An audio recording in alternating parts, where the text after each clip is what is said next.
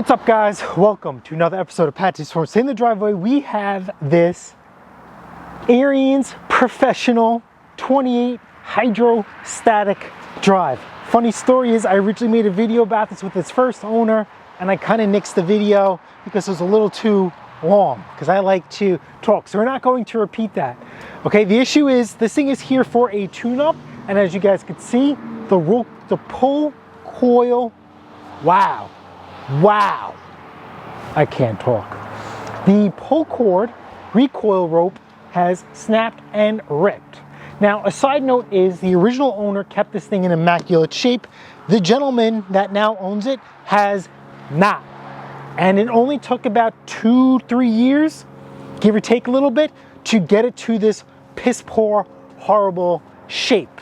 And I don't know if I'll cover it in a video or I'll just mention it in this one, but this guy does not store his snowblower in a favorable environment. There is just so much rust on this thing, and this should not be the case, especially when you spend this type of money on this machine. Okay, this is going to be into the snowblower yoga position. Not necessary, but for the sake of this video, we will. You have 3 bolts, 1, 2, and 3. And after these 3 bolts come out, this recoil housing should just pop right off. All right, so now we're going to zip off these 3 bolts. These are 8mm. Oh, it's so rusty that the socket doesn't even want to fit on it nice and smooth. So when you do this, come on. We'll just thread it back in just a little bit.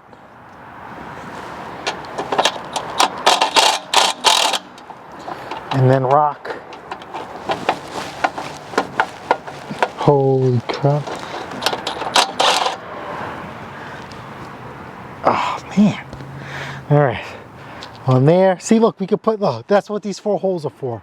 Right here. We could stick it in these 4 holes. So let's just rock it in there. Rock your bolt out, so just relax the rust. Golly, man, this is just surface rust. I mean, but if this surface rust goes untreated, I mean, we're looking at nothing but, you know, rot here. Come on.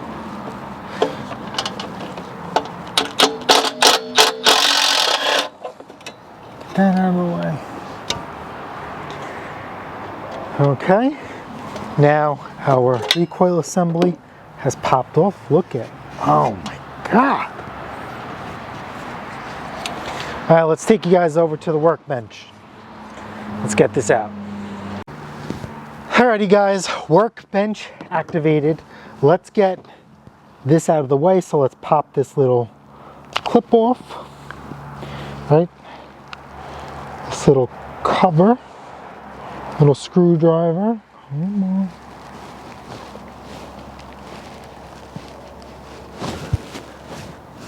You guys get a good view of this? We're just working our screwdriver in there. Nope.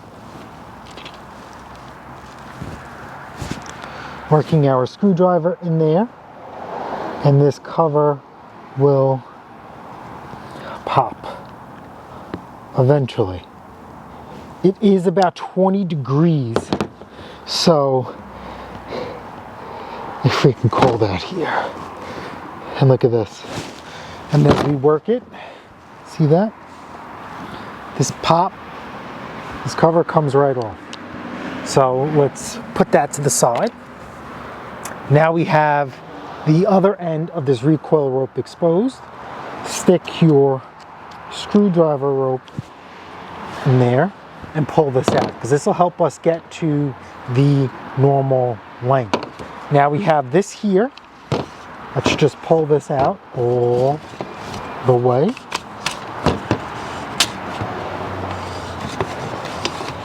All the way out. Okay, And then let's find the hole, which is right here. Let's take our screwdriver.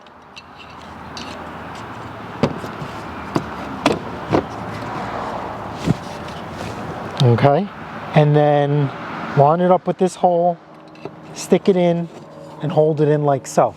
That means this is already wound up. We do not have to wind anything out. Let's pull that out. And then look what we have here, right?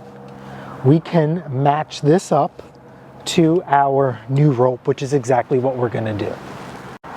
So let's get our new rope.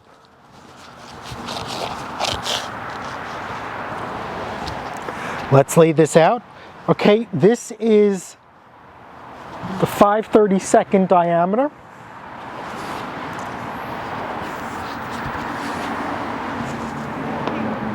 Okay, I buy this in bulk because I go through this a lot. If you are a typical homeowner, do yourself a favor, go to your local small engine shop and give them some business. Now see, this is a little long, and that's okay. Because you see at the end, right, we have to tie some knots.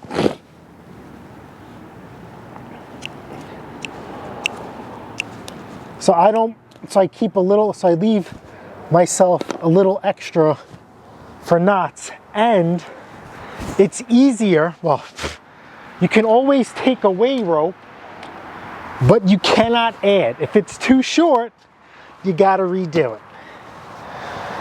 So now we have to seal the tips to make it easier to run through, so just get some heat. This is overkill. You could use, you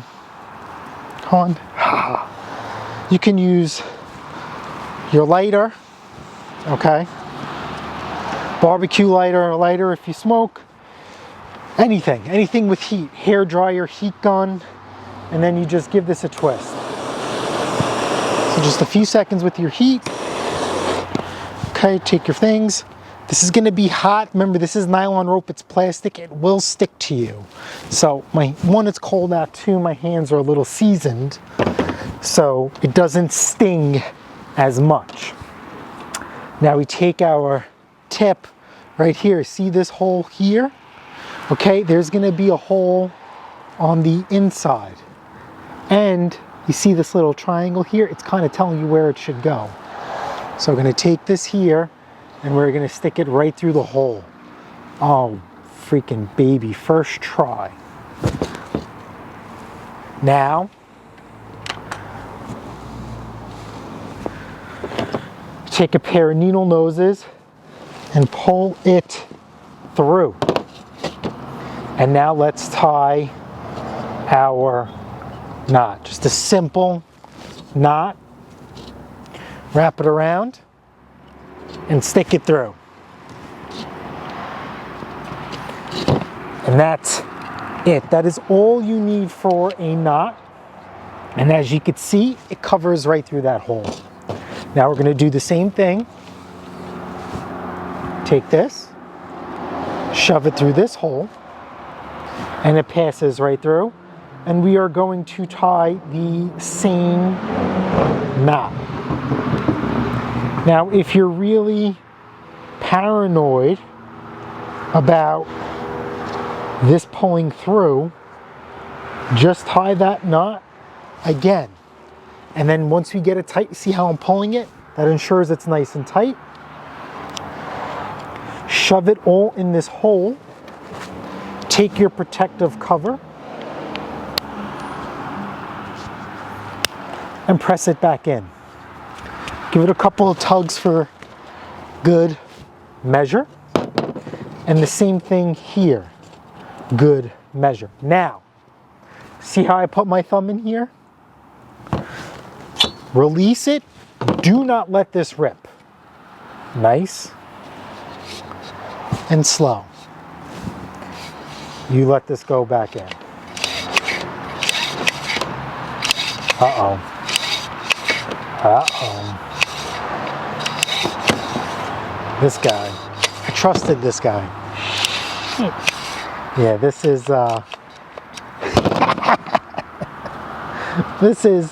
this needs to be wound up a little bit more. I didn't get lucky on this one. So God damn it. God damn it. Blooper. So that's the risk I take not winding it. I thought I could trust the winds. Obviously is not the issue. So now this is a fresh knot. We could just easily undo this. I told you, I do it twice, so you do it nice. So listen, if you've done this before, right? Do you always wind it back by hand, or do you cheat like I do and waste time? All right, let's pull this out, and I'll give this a couple extra winds. I should have counted. Now we're just going by feel. You're going to get this nice and tight. You don't want to overdo it, because then you're going to break the spring. But let's get this in here. Where's that hole again that we're looking for? It's right here. Oh, what a difference. You can definitely feel this tension. All right, let's try this again. Second time's a charm. Oh, and look, we missed the hole this time. But second time, Mom didn't raise no punk. We don't quit. And we're in. As you guys see that we turned this in a clockwork fashion. Same thing, release tension. And now look at this thing rip. This is nice and tight. Back to the machine we go. Alrighty, so let's stick this in here, like so. Okay, now, see how that dropped right in? If it doesn't align in, right, pull the recoil handle and it'll set itself in. Now what you're also going to see here is this stuff right here. This machine is rusty crusty. Even if your machine is not rusty crusty, please put some anti-seize on these threads, okay? Because think about this. This machine in general is used in the worst conditions possible. Things that you don't want to subject metal to, okay? And then also number two, come on, come out. Start this by hand. Number two is this machine is not stored in favorable conditions, and condensation and water is going to find its way into places that you don't want. And as you guys could see, and you could see where what happens is here is that this machine's taken a couple of hits and bumps and scratches, and moisture builds up underneath and spreads like wildfire. And I've spoken to him about this, and to him it's a throwaway machine. So I told him, when you're ready to throw this away, think of me, because I would love to restore this machine. Not keep it, I would never keep this machine, but I would love to restore it. All right, so now that we kind of have the bolts started, let's confirm that they're in the threads. See how I'm not using my gun? See how I'm starting them by hand? See that? I'm confirming. Because I don't want to strip this thing. One, this thing is rusty. And two, I don't want to make a simple repair into a complicated repair. Because when you make a mistake, who's responsible for that? If you're doing this repair for somebody, you are responsible, not them. And then if you're doing this repair for yourself, you just made a lot more work for yourself. Here we go. This is a recoil, so we're not going to torque this thing all the way to Riverhead. We're just gonna nice and tight.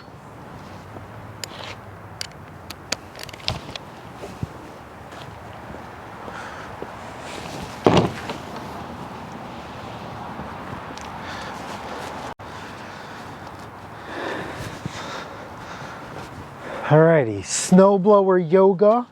We're gonna go to the downward dog position. Now remember, I only did this for your viewing pleasure. You don't have to have the machine like this way.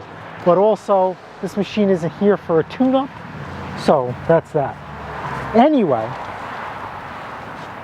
key this way. Let me see, 1, 2, 1. Let me see, choke, I think it's this way. Prime for a good time.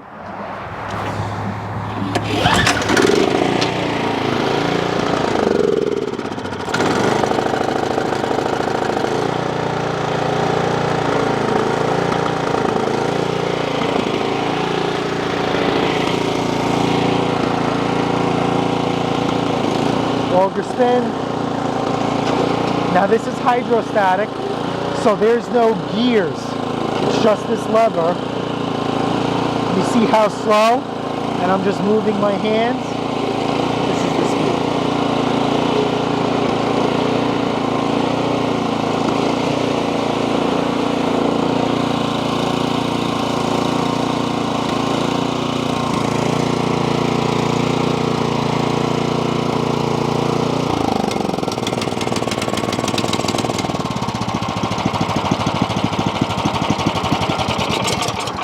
I'm just noticing little isms as I'm looking at this machine. All right, guys, short and sweet. If you guys want to see more videos on this machine, smash the like button, smash that subscribe button. Guess what? I'll see you guys on the next episode of Pat Takes Performance. And